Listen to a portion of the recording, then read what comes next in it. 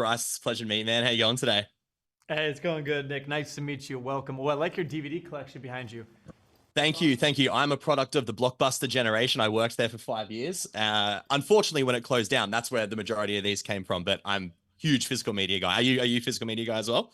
I do have a lot of Blu-rays and DVDs, in the house somewhere, but they don't get loved as much as they should actually.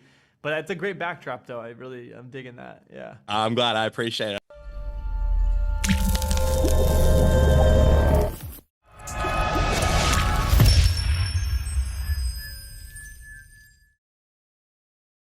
I'm really excited to talk to you today too, because horror is my genre. I love this genre, and I know you've done a fair bit of work in it, directing, writing, all sorts. So I'm excited Yeah, to yeah. break it down with today. And in Great. regards to Night Swim, I know you've been asked a fair bit about, what the journey was like for the 10 years from the short film into the feature film. But I'm more interested in knowing at the evolution of this over 10 years, what was the one aspect of this process that you went, fuck yeah, I got this right. Like this was the one thing I really wanted to nail, and you did it in the feature film. Wow, you're really putting a lot of pressure on me to own that accomplishment. Yes, you're right. I have been asked a lot about that journey, and there's a lot of good things to learn from that journey. I'll say this. This is not a very philosophical answer. It's actually a very practical answer. I'll tell you this. When I pitched the feature film to Atomic Monster to James Wan, he had seen the short film, and he was swimming in his pool at night, and he was doing the like left, right, left thing, and he sees someone standing there. That was based on Wan's experience watching Night Swim and thinking he saw someone in that breath, boom.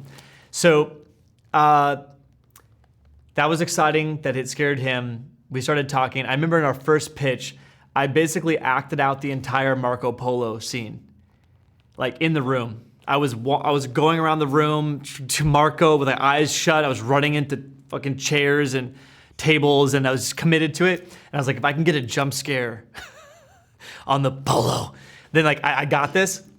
And I do remember like that was one idea that having that idea, I was like, that was a movie, like that's gonna be in the marketing campaign. Like I just knew it. And I think like seeing that scene, that set piece, because it's so Night Swim. It's so representative. Like if you're gonna make a scary pool movie, what's something that's specific to the pool, specific to your childhood memory, specific to, just it's something you've never seen before, but it feels familiar, but it's unique. I feel like just, like 2 days ago, I just watched down the DCP at Photochem, which is like the whole movie before they go out and make 3,000 prints of it, whatever, DCP is for theaters. You have to basically watch it and sign your life away and say, hey, I reserve the right to touch this, give any more notes. That's the movie. And watching the whole movie down, like there's things like, oh man, I wish I had more time to do that, or I wish I could have done reshoots for that, or I wish I could have done this or that or whatever. But that was a scene, Marco Polo was one I'm like, this rules. This feels so much like what was on the page. It feels so much like what I pitched to James Wan, 7 years ago in that Universal Studios office, and like seeing that come to life with all the practical effects and the visual effects and the score and the sound design of that was just like, it just made me so happy to be like, that really came through very clearly from what was in my head. And I just think that like that set piece, people are gonna love that set piece, it works. And I was like, there's some things that are better than I thought they were gonna be. There's some things that are worse, but that one was just like, it was just so one-to-one for what I imagined. Oh, dude, that's so awesome. And I guess talking about the practicality of the visual stuff as well, that's all insanely good in the film. But then we got to have characters that we care about as well. So what was the process in bringing, especially someone like Ray to life, and who has this battle with MS throughout the film, these early stages? Why do you feel like it's so important to, especially in horror where it can go to the wayside, to have characters that you actually genuinely care for in the story? Well, a big reference for this, as you could imagine, just the kind of the vibe, the tone, the texture is Poltergeist. And in fact, like some people on set kind of lovingly referred to this movie as Poltergeist. Just so goofy, awesome. But also kind of like, I'm like, honestly, like, yeah, I see it. You gotta own that, yeah. I gotta own that. I love that movie. It's like such an important movie to me. But if you look at that family, Craig Nelson, that couple, that them smoking weed in bed together and kind of getting frisky and just like it's so real and like messy and like grounded, and I'm just like, oh man, like you care about that family and you believe that family and you don't want something bad to happen to them. And I just knew that like if you got invested on the level of like, oh man, like they're in a tough spot, they're trying to do the right thing, they're trying to put down roots, they're trying to like build this life together, and then the siren call kicks in and this other temptation kind of rises to the surface. Like I just knew that the scary stuff would be scarier if you cared about this family and you believe them as real people. And those moments of humanity, those moments of life were always really important to me. And it was also very important in getting actors like Kerry Condon and Wyatt Russell. You don't get them if you don't have real character stuff. You just don't. They're just not going to do it. They're not going to be interested. So I think when they signed on, I guess truthfully it was kind of like validation that like we had done good work to like build a real characters and a journey like worthy of that level of talent, because they just won't fuck around with you if it's just a pool, especially with a haunted pool, because that gimmick, if the bad version is like repellent to an actor like that, because they're like, oh gosh, we're making like Deathbed 3, like what's going on here? But it's like the character stuff. I mean, I always just view it like the high concept premise has to be directly interlinked with the character journey.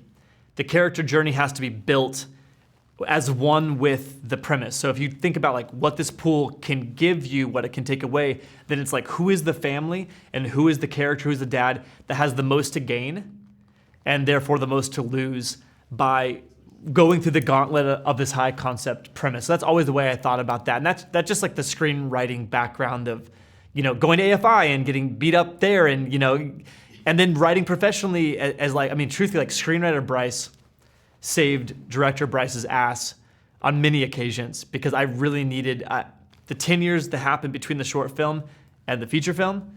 That was really me writing Night Swim for New Line, writing, adapting a thing for Amblin, selling another thing to Amblin, writing Baghead for Studio Canal, writing this TV show. It was just like doing rewrite work for Blumhouse and getting dropped into really high pressure situations right before production. And I was like a script doctor, right? So I had been through like every aspect of the writing process and how you can solve problems on the page and you can get your way out of tough situations by having the right ideas.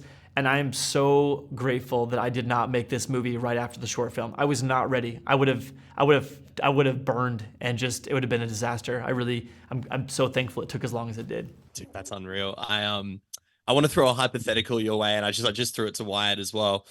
If this pool was real, if this possessed haunted pool was real, what would it show Bryce McGuire to get him into the pool, to lure him in? What would it show you, do you think? The honest answer, and this is actually why I felt connected to be totally honest, I didn't write Ray in a vacuum.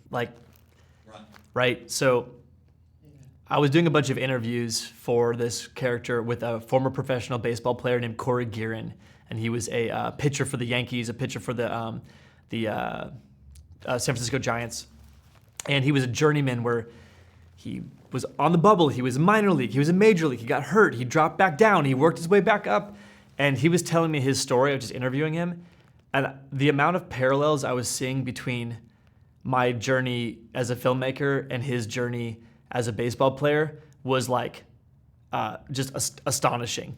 Like the way your family treats you, and they think you're big time even though you're broke because you have an agent or because you're whatever is going on, or when you actually do have stuff going on, the way people treat you, think you're different or expect things of you that's different there, or the amount of time you have to spend away from your family, the amount of sacrifice you have to make. I mean, like, I've been in LA. I don't live in LA, but I've been making this film in LA. So I've been away from my 2 kids and my wife for like 9 out of the last 12 months. I've missed shit.